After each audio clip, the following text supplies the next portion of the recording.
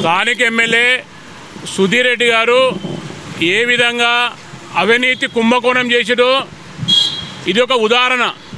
సొంత హాస్పిటల్లో సొంత కుటుంబ సభ్యులకు సర్టిఫికెట్ కూడా ఫేక్ సర్టిఫికెట్లు, ఇన్కమ్ సర్టిఫికెట్ 2021లో సర్టిఫికెట్ అప్లై చేసి 2023లో దాన్ని రెవెన్యూ సర్టిఫికెట్ తీసుకొచ్చి ఏదైతే బిలో ప్రాపర్టీ లెవెల్ అని చెప్పి ఆయన యొక్క రెవెన్యూ సర్టిఫికెట్ తీసుకొచ్చి దాని ద్వారా ఇన్కమ్ సర్టిఫికెట్ తీసుకొచ్చి ఇప్పుడు ఇన్కమ్ సర్టిఫికెట్ వచ్చిందేమో 2023లో, ఆయనకు చెక్కు రిలీజ్ అయింది 2022లో. ఇంకొక విషయం, చెక్కు రిలీజ్ అయ్యే టైంకు వారి మామగారైనా వాళ్ళ కుటుంబం చనిపోతే వారి లీగల్ ఎయిడ్ సర్టిఫికెట్ అని అది కూడా మెట్రో ఎంఆర్ గారు లీగల్ ఎయిడ్ సర్టిఫికెట్ తీసుకొచ్చిండు. లీగల్ ప్రకారంగా ప్రభుత్వ ఉద్యోగులకే లీగల్ ఎయిడ్ సర్టిఫికెట్ తహసీల్దార్ ఇవ్వడానికి అవకాశం ఉన్నది, దాని రూల్ చెప్తా ఉన్నది. మరి ఈరోజు ఒక ప్రైవేట్ ఎంప్లాయీ కానీ అతను ఒక వ్యాపారస్తుడు కాదు, ఒక రైతు కుటుంబానికి ఈరోజు ఏ విధంగా లీగల్ ఎయిడ్ సర్టిఫికెట్ ఇచ్చిందో ఇది ప్రభుత్వం అంటే పేదోళ్ళకేమో రూళ్ళు వర్తిస్తాయి.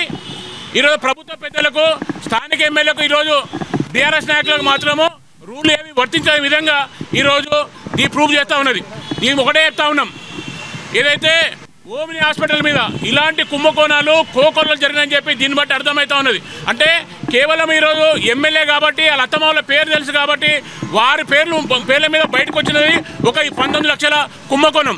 కానీ ఈ ఓమిని హాస్పిటల్ మీద ఇలాంటివి అంటే వైద్యం చేయకున్నా కానీ డమ్మీ పేర్లు పెట్టి ఈరోజు అనేక పేర్ల మీద ఈరోజు సీఎం రిలీఫ్ ఫండ్ ఈ ఎమ్మెల్యే గారి సిఫారసుతోని వచ్చినట్టుగా దీన్ని బట్టి అర్థమవుతోంది. కాబట్టి ఈ ఓమిని హాస్పిటల్ మీద ఎంక్వైరీ చేయాలి ఖచ్చితంగా. ఎమ్మెల్యే సుధీర్ రెడ్డి మీద కూడా ఈరోజు ఈ విధంగా ఫేక్ సర్టిఫికెట్లు ఏదైతే వారు లీగల్ ఎయిడ్ సర్టిఫికెట్ తీసుకొచ్చేసి ఈ విధంగా కుటుంబ సభ్యుల మీద లక్షల కొద్ది సీఎం రిలీఫ్ ఫండ్ అయితే రిలీజ్ చేసినా దాని మీద ఈరోజు స్థానిక ఎమ్మెల్యే సుధీర్ రెడ్డి మీద కూడా కేసు పెట్టాలి, ఓమిని హాస్పిటల్ విచారణ జరపాలని చెప్పి ప్రధాన డిమాండ్ చేస్తారు. దానికోసం ఈరోజు స్థానిక పోలీస్ స్టేషన్ చేతన పోలీస్ స్టేషన్లో దీని మీద కంప్లైంట్ చేయడం జరిగింది.